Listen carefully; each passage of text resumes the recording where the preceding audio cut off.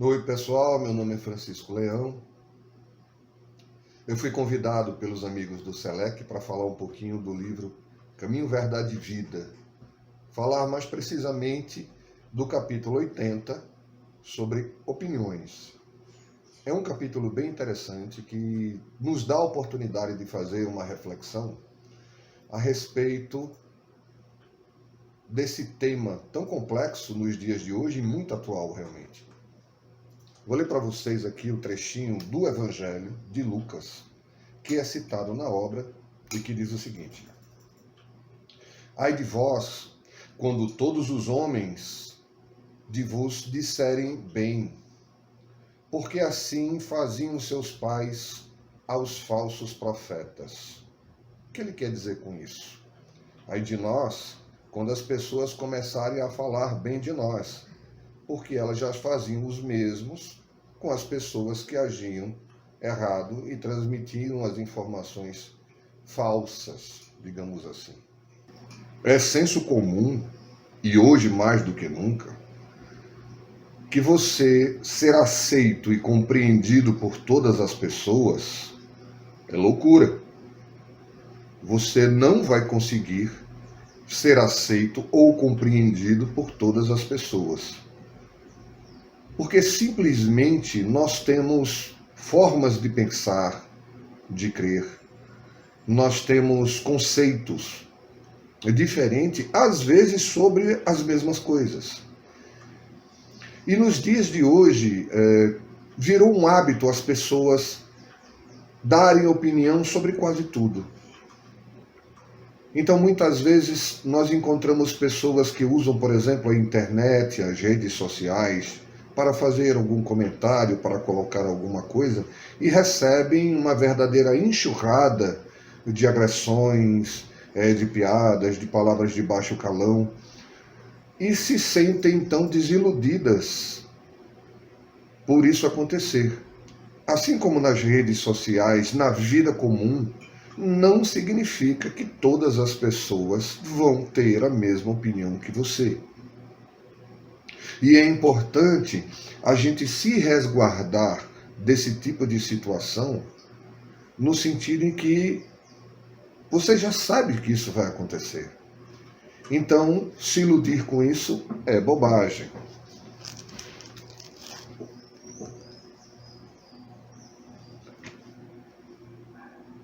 Uma das coisas mais interessantes da atualidade, agora que estamos na introdução do ano 2023, é que as pessoas perderam aparentemente a capacidade de ouvir a opinião do outro, desde que essa opinião não seja igual à sua. Parece que nós perdemos a compreensão de que o outro não tem a obrigação de entender as coisas como nós entendemos, muito menos nós temos que ter opinião igual a deles. Isso às vezes fica complexo, porque às vezes numa mesma família, às vezes num relacionamento afetuoso, você tem pessoas que têm conceitos e ideias diferentes. E você precisa respeitar. Eu vou dar um exemplo aqui bem simples, e que é relativamente comum, principalmente para nós espíritas. Muitas vezes, indivíduos de outra religião nos tomam por adoradores do diabo, que estamos condenados ao inferno. Isso é relativamente comum, principalmente quando nós encontramos indivíduos ligados à religião cristã,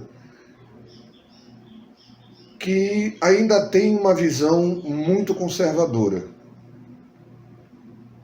E você encontra, às vezes, familiares que ficam muito chateados, né? Mas a pessoa não entende, não respeita a minha religião, isso é um absurdo, é preconceito, vamos parar para pensar. Tá, pode ser um preconceito, mas o que é preconceito?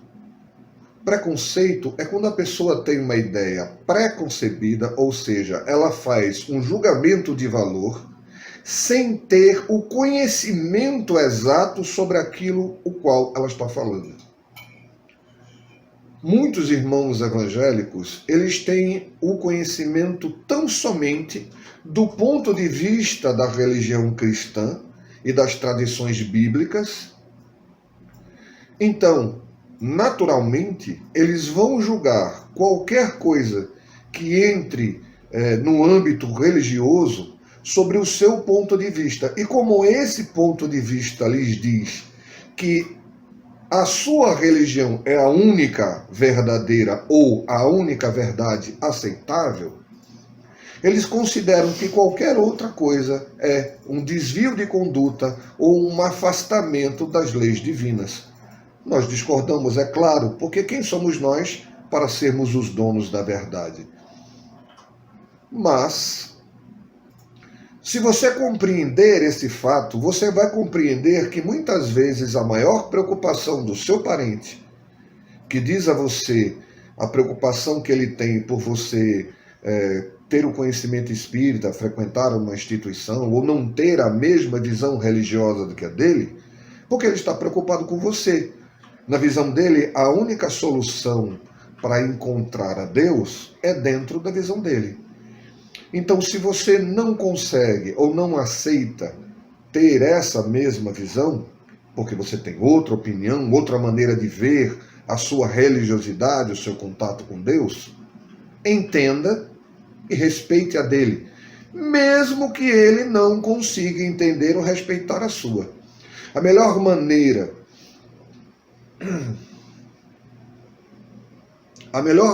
para o cristão, para o espírita, que na nossa visão deve ser a mesma coisa,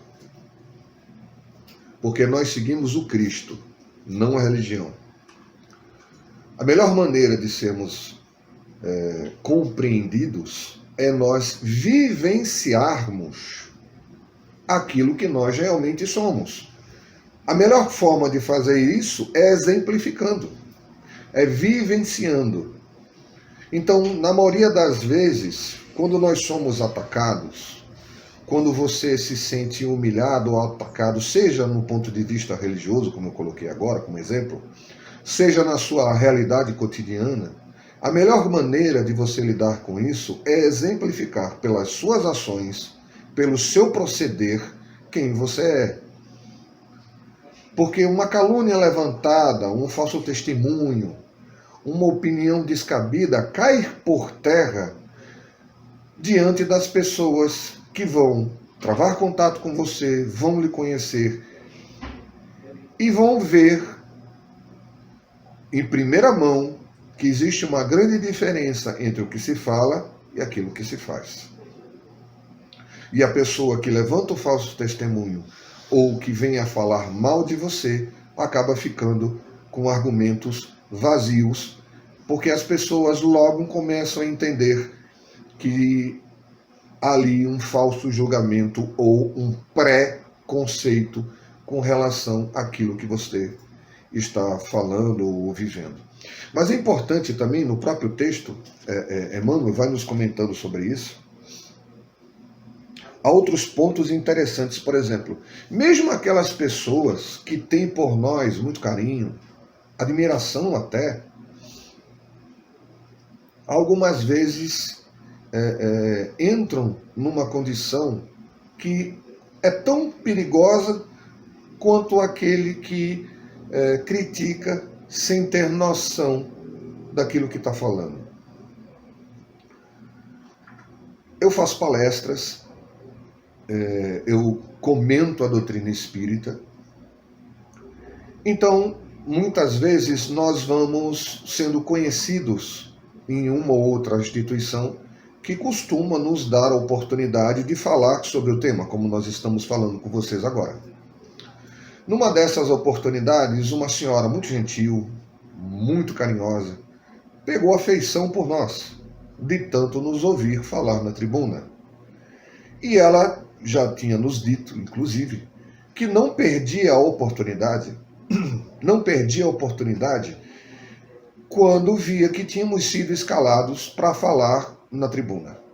E ela estava sempre presente, sempre aguardava essa oportunidade. Certa feita, nós chegamos à instituição, que íamos fazer a palestra, ela estava presente, chegou mais cedo, na esperança, inclusive, da gente trocar ideia, que fizemos amizade ali, conversamos um pouco. E no momento em que ela vai chegando, nós estávamos na livraria da instituição, olhando alguns livros ali, conversando com o pessoal, e começou um assunto aleatório, nem me lembro mais qual era o assunto. Mas em determinado momento as pessoas começaram a falar sobre a personalidade de cada um. E naquele momento eu disse ali na livraria, no meio de uma conversa descontraída, que eu me considerava uma pessoa muito orgulhosa, vaidoso, orgulhoso e que possuía muitos defeitos. E eu fui surpreendido pela reação dela, que se aproximava por trás, eu não tinha visto. E ela olha para mim muito séria e faz assim: não pode ser. Você não pode ser uma pessoa orgulhosa e vaidosa. Eu sorri, mas eu sou. Eu tenho consciência. É lógico que minha vaidade, o meu orgulho, tendem a estar sob controle, porque eu tento ser vigilante sobre mim mesmo. Mas isso não significa que eu não tenha defeitos, que eu não tenha momentos em que eu não estou bem. E ela ficou muito ressentida e triste, porque aquilo para ela foi uma decepção. Ela decepcionou-se com uma figura, que não era eu, em que ela criou da minha pessoa. Isso é muito comum, principalmente no meio religioso, que nós tendemos a emprestar às pessoas uma qualidade real, uma qualidade que realmente elas não têm. Porque a gente precisa compreender que todos nós que estamos reencarnados no planeta Terra, a gente vem aqui para aprender a crescer, para aprender a se desenvolver, a vencer os seus defeitos. E nós estamos começando a entender a importância da autoavaliação, de olhar para si mesmo, compreender quais seus defeitos, o que a gente pode fazer de melhor para nós nos tornarmos pessoas mais próximas do nosso ideal de evolução. Qual é o nosso ideal de evolução? Jesus Cristo. Ele é o exemplo mais perfeito que nos foi dado por Deus, nos dizem os Espíritos através do Livro dos Espíritos. Se ele é o nosso exemplo a seguir, ele sim é algo, aliás, alguém ao qual a gente deve se espelhar. E não as pessoas comuns. É só você pensar, os discípulos, só um deles, que era o mais jovem, um adolescente, que era João, ficou ao lado do Cristo até o final e ao lado da mãe dele. Todos os outros fugiram com medo. O próprio Pedro negou o próprio Jesus 3 vezes. Então, achar que um palestrante, um médium, um dirigente de centro espírita, um político, ele não tenha defeitos, ele não tenha um lado negativo, é tolice. Todos nós temos. Então eu costumo dizer, quando alguém chega para mim e diz assim, eu me decepcionei, eu fiquei desiludido com alguém, com meu marido, com meu patrão, com meu pai, com minha mãe, eu digo, graças a Deus. Aí a pessoa às vezes fica com raiva de mim, eu digo, mas como é que você diz que graças a Deus você está decepcionado? É porque você estava iludido e agora você consegue ver a verdade. Porque a gente costuma projetar nos outros o que nós desejamos. Então, às vezes, nós desejaríamos conseguir fazer certas coisas ou agir de determinada maneira. E é mais fácil imputar aos outros, colocar nos ombros dos outros essas características do que nós vivenciarmos elas. Quando nós compreendemos que não há gurus, não há mestres, não há seres supremos, não há grandes doutores de conhecimento. Na verdade, todos nós somos alunos numa grande escola. Só que alguns estão há mais tempo, alguns têm um pouco mais de conhecimento do que os outros, mas não significa que nós somos evoluídos em todas as nossas áreas de desenvolvimento humano. Nós temos defeitos, nós temos coisas para melhorar, nós precisamos crescer intimamente. Então, fazer essa autoavaliação, olhar para dentro de si mesmo, é muito bom. E se é interessante que as pessoas que gostam de nós, que nos acompanham, podem se iludir a nosso respeito, imagine as pessoas que não gostam da gente. É interessante que, muitas vezes, as pessoas que não creem na religião, não creem no cristianismo, nem no espiritismo, muitas vezes não acreditam em nada, nem em si mesmas, elas têm uma atitude muito interessante. Elas esperam, por parte do cristão, uma santidade que elas não possuem. E cobram, e se tornam ali verdadeiras vigias.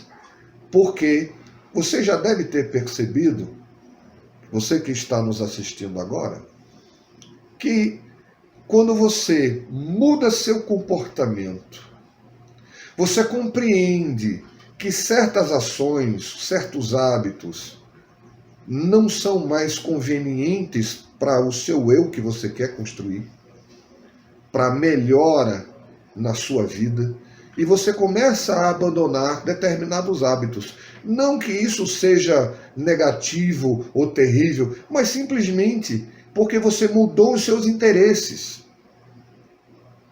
Você acha que não cabe mais ter aquela mentalidade ou aquela atitude. Quando a gente faz isso, vamos dar um exemplo bem básico. Imagine que você tinha por hábito, todo domingo ou um domingo no mês, se reunir com os amigos numa churrascada, ali para beber cerveja, conversar, bater uma bolinha. Nada demais. E você continua indo. Mas de repente você não exagera mais. Você não aceita mais críticas mordazes feitas contra alguém. Você não fala mal dos outros. Você busca não se exceder nem na comida, nem na bebida. Aí o pessoal começa a olhar e digo, ih, fulano agora está querendo virar santo. Só porque ele acha que é melhor do que a gente. Por incrível que pareça, quando a gente começa a ter uma atitude, ou a gente começa a ter um comportamento que aparentemente destoa do normal, porque na verdade esse comportamento de busca do equilíbrio é que deveria ser o normal. Destoa na maioria, incomoda. Sabe por que incomoda?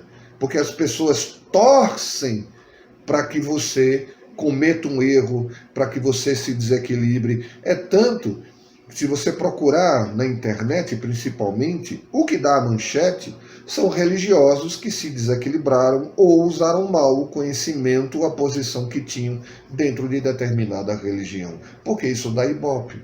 Porque as pessoas estão vendo, ó, ele se fazia de santo, é religioso, esse pessoal que fala de religião, mas na verdade ele não é. Eles não vão mostrar as centenas e centenas e centenas de pessoas que se dedicam todos os dias em silêncio, fazendo bem, ajudando os outros, dando exemplos de amor, de carinho e dedicação. É muito melhor falar mal daquele que cai do que mostrar aquele que persevera. Porque isso não dá ibope. E as pessoas fazem essa transferência, assim como aquele que gosta de nós se decepciona ao descobrir que nós temos defeitos, aquele que não gosta de nós torce para que os nossos defeitos venham à tona e ele possa ver. Ele não compreendeu ainda, e vai compreender mais cedo ou mais tarde nessa ou noutra reencarnação, que a questão toda é que nós sabemos que temos defeitos. É iludido e tolo o homem que acha que por ter ingressado em alguma religião ou em algum pensamento filosófico, ele de repente tornou-se puro. Não. A nossa mudança costuma ser gradual, mas o interessante é que haja mudança, que a gente trabalhe ela, que a gente busque focar nesse entendimento. Aí nós vamos ver que a verdadeira, mais importante opinião a qual nós devemos ouvir é sobre nós mesmos, é a nossa. É interessante nós criarmos o hábito de fazer uma autoavaliação. Como eu estou? O que eu preciso fazer para melhorar? Nem se empolgar achando que nós vamos realizar todas as mudanças no nosso comportamento e maneira de ser do dia para a noite, nem tampouco vir com aquela velha desculpa, nasci assim e não tem jeito e vou morrer dessa forma. Bobagem, porque quem morre é o corpo, você continua vivo, então é algo que a gente tem que trabalhar e enfrentar. Então a gente vai crescendo, a gente vai trabalhando, a gente vai buscando melhoria íntima, crescer como ser humano, um passo de cada vez. Não somos perfeitos, somos imperfeitos, mas perfectíveis. Ou seja, nós trabalhamos por nosso merecimento, por nosso crescimento, com esforço próprio. Então, a mensagem diz para eu ignorar a opinião das outras pessoas, isso é que é importante. Não, ao contrário. É importante a gente levar em consideração a opinião do próximo. Sabe por quê?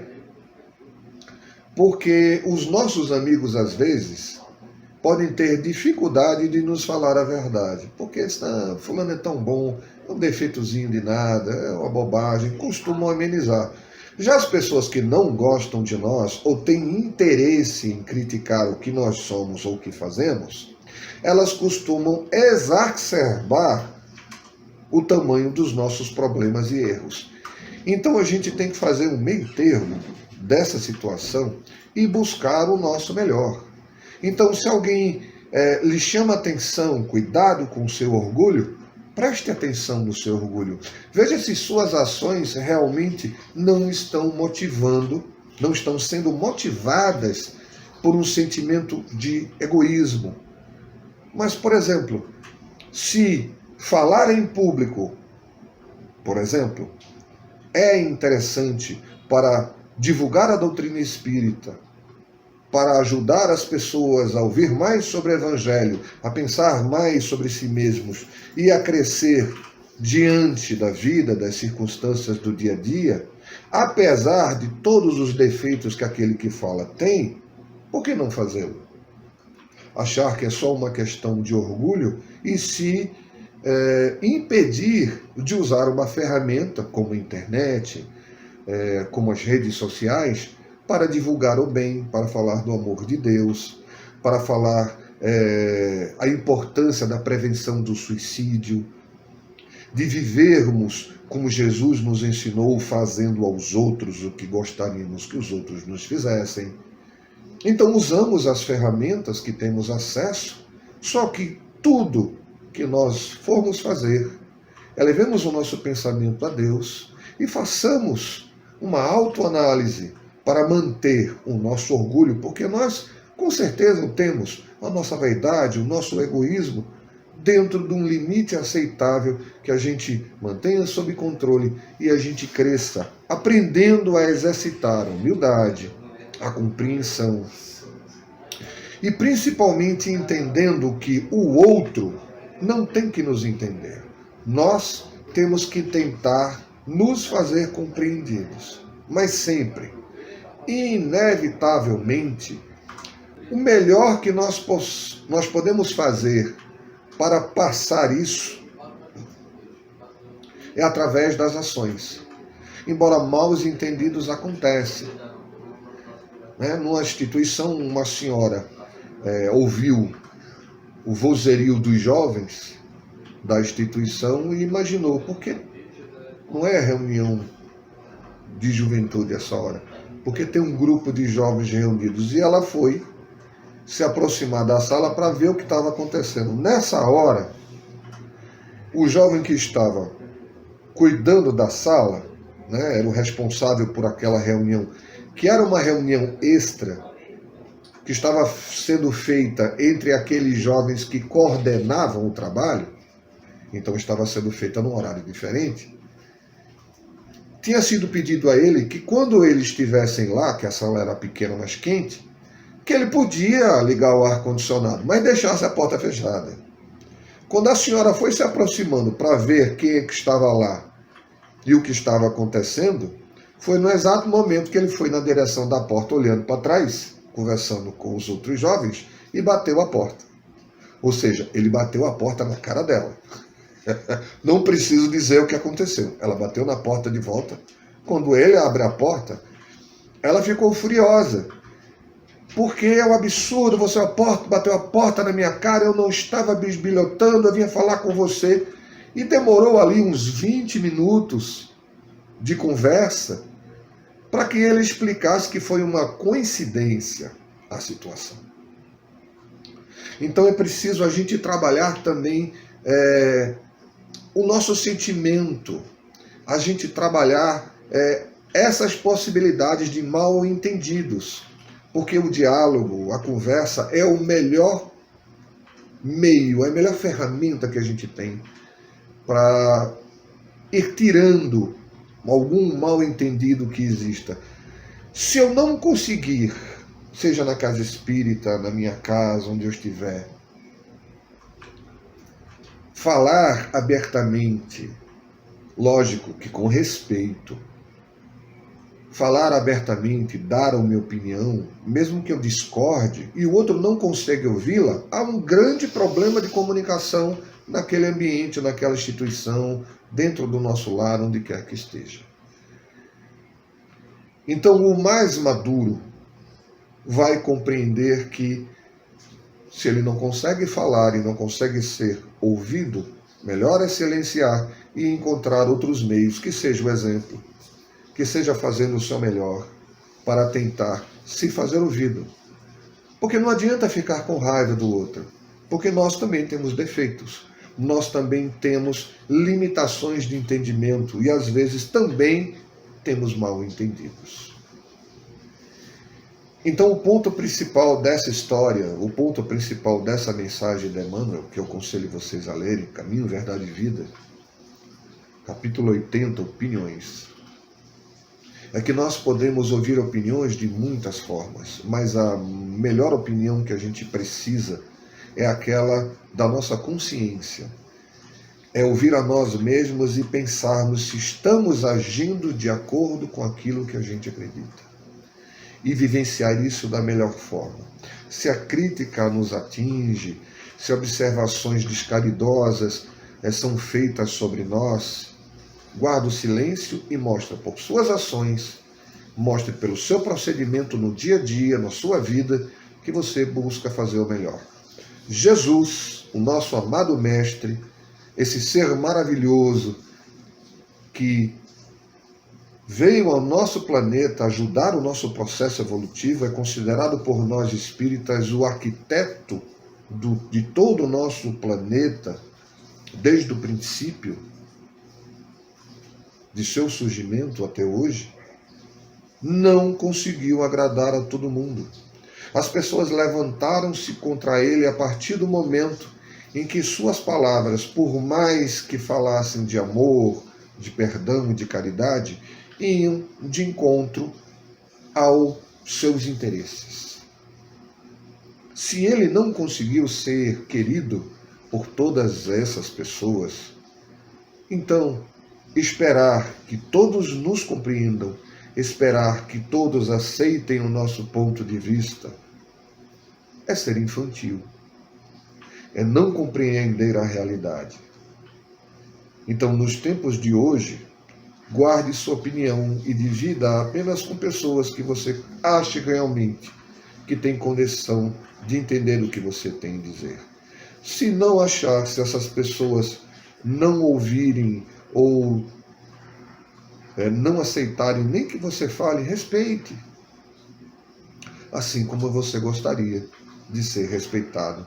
E continue o seu trabalho, continue a sua vida, faça o seu melhor, viva o Evangelho dentro das suas capacidades, das suas limitações. E nós, como indivíduos e como seres humanos, vamos crescendo, vamos melhorando e vamos cada vez nos tornando melhores. Que o amor e a luz do nosso meio divino Jesus nos ajude, nos oriente e continue sempre derramando tanta paz e tanta luz sobre nós. Vamos pensar sobre isso? Muita paz.